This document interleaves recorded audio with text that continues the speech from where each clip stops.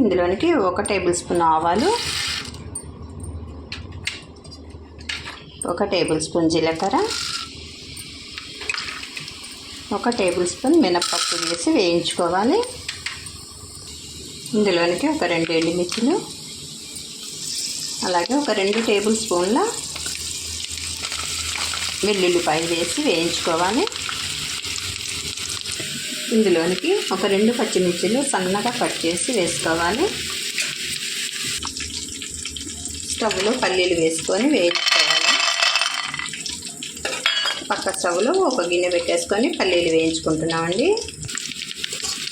ఇందులోనికి కరివేపాకు వేసుకోవాలి.